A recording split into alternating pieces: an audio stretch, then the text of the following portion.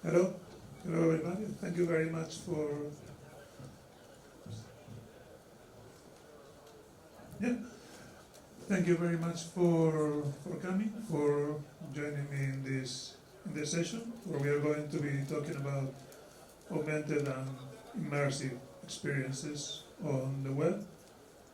My name is Felipe. I'm an engineer, interaction designer at Igalia, um, which is a consultancy specialized in free software technologies on a wide range of platforms. So in this talk, we would be having a look at the richness and the variety of the XR ecosystem. We're going to see how the web fits in there. We're going to see the range from the traditional web XR to the immersive web, having a look at some use cases there, and finally get some conclusions. So to start with, you know that this is a very diverse ecosystem. You can already see it in the amount and diversity of talks that we have here in the conference. You can see it also in the fact that we really like acronyms and we really like to find ways to explain exactly what it is that we are doing. Is it augmented? Is it virtual, mixed, spatial, extended? This tells us already that what we are trying to do is inherently very, very rich, very, very varied. You can see it also in the hardware that we use, where we get these heavy, complex, expensive headsets on the one hand, all the way to very lightweight, cheaper augmented reality glasses and even things that are not specifically for extended reality, like applications that run on the phones. And this hardware has very diverse capabilities. They have different computer power, graphics, different kinds of lenses, screen resolution, field of view. They may have physical controllers, they may have hand tracking, they may be aware of the user's body, may be aware of their environment. And they have also different interaction models. You have a 3DS controller, for example, with 3 degrees of freedom, where you basically point in one direction. Then you have a controller where you point, but also the headset is aware of where the controller is in the space. You have hand tracking, you have eye tracking, you have voice input, and more. So one way that native applications use to navigate these complexities to use OpenXR, which is a set of common APIs for native applications. So the developers don't need to do all the work from the beginning for each different platform. Instead, the platform, the device, declares its capabilities and implements the standard APIs, and then the application can use these APIs to implement their solution. OpenXR can be used directly, or they can be used through an engine like Unreal or Unity. But this still leaves another issue, which is distribution, which is getting these applications to the users. Typically, the users will get their applications through their app stores, and in the XR world, these stores are very fragmented. They are fragmented between different companies and hardware manufacturers. Even some companies have separate stores for the business user and the end user. There's geographical fragmentation, and it is possible in most cases that the user installs the packages directly, manually, side loading, but it adds a lot of friction, and really only the most technologically aware users can do that. So distribution remains a challenge.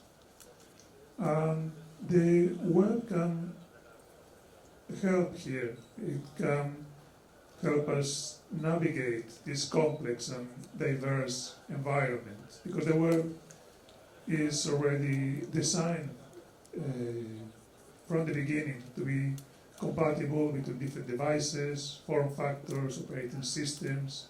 It's based on open and public standards. The development tools are very widespread and well known. It has a built-in security and privacy models. And of course, it simplifies a lot the distribution of applications, because the user just has to access a URL on their browser without needing to download anything else. And we see a gradation here from what we can call the traditional web, the web as we expect, but on XR devices, going all the way to the immersive web, which are experiences that only really make sense in immersive devices. The tool that we are going to use to explore this is called Walvic. It's the tool that we have. It's a web browser for XR devices, open source, supported in multiple platforms. It was based on Firefox Reality, which is an earlier similar project by Mozilla that was handed over to us. It's developed in the open, and it's available for free in multiple app stores, and we also provide packages for site loading. You can even compile it from the source code. As I mentioned, in order to make it multi-platform, we use OpenXR as this abstraction layer to be able to offer similar functionality on different platforms. And on top of it, it's largely an Android application that uses Android components, and also the Android components provided by Mozilla Firefox. Something to highlight here is that under the hood we support two different web engines. One is Gecko, is the web engine from Mozilla Firefox, which is well tested and stable. It's easy to integrate because it provides a very good Android library. And we also support Chromium, which is the web engine from Google Chrome that has better performance and is more updated, but it's also much trickier to integrate into another browser. And this is basically how Walvic looks like, where we have the skybox, and then we have the browser window and other UI elements. And we're going to see it bit by bit as we explore the different examples.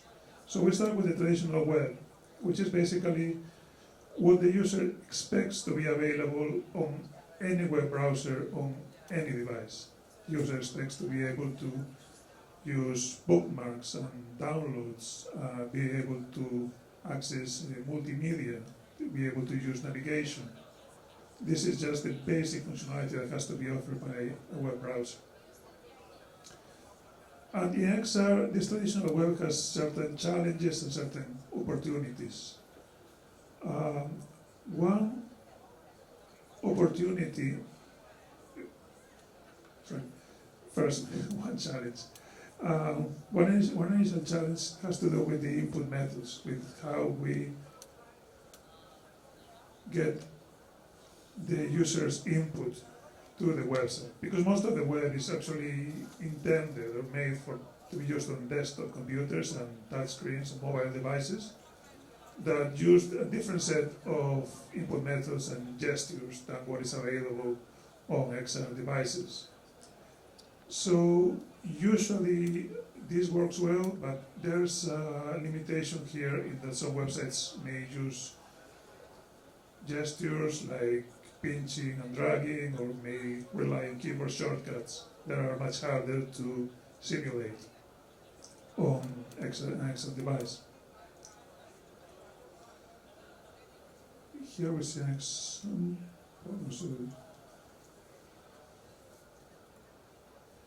Sorry, this was supposed to be a video. But here is an example where we are using hand tracking to follow the user's hands.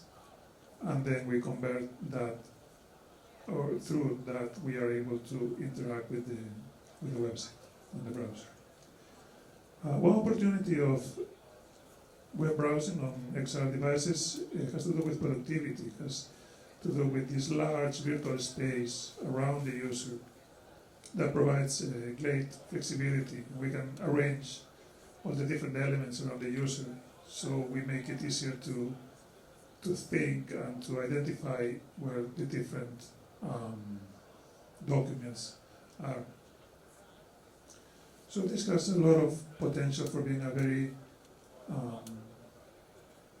productive way of working. For example, the user is following different related concepts and is just basically opening new windows that are open all around in this virtual workspace. One challenge related to this has to do with readability, with the ability to read documents, because there's a trade-off here with two main factors. One of them is that currently most devices don't have really good screen resolution, so actually reading fine print text is pretty hard. So you want to make the windows and the documents larger. And the other factor is that you cannot make them too large, that they cover the whole field of view by the user, because then it also becomes harder to read. So this is a trade-off that we currently have that hopefully will get easier as the hardware improves.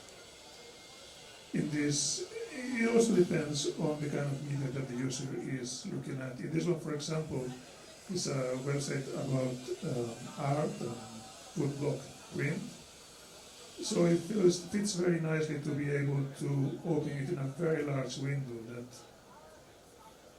in the virtual space basically covers all of your field of vision. So you can actually get close to the art that you're interested in.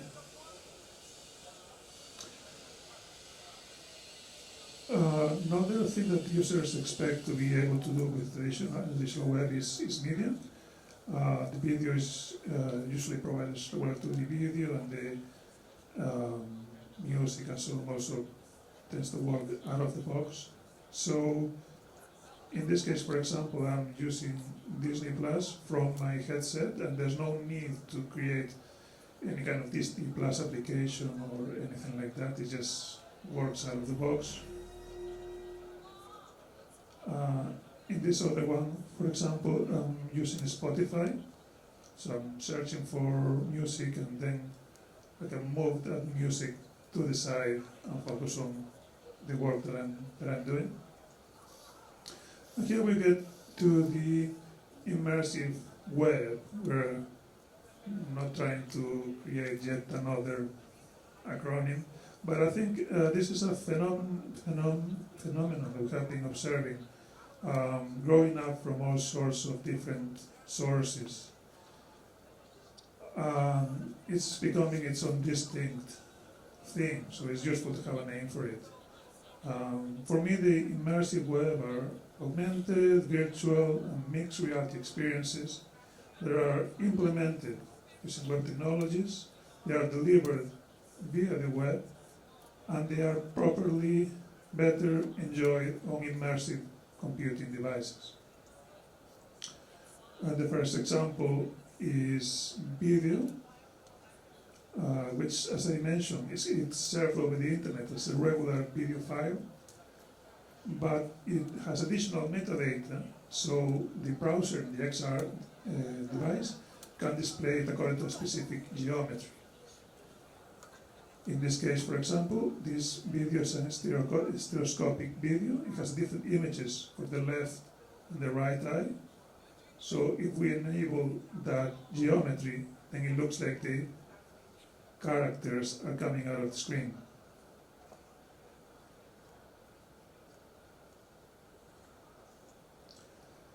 This other one is an immersive video. Again, a regular video, but that is mapped onto a 360 sphere around the user. So then it becomes an immersive experience.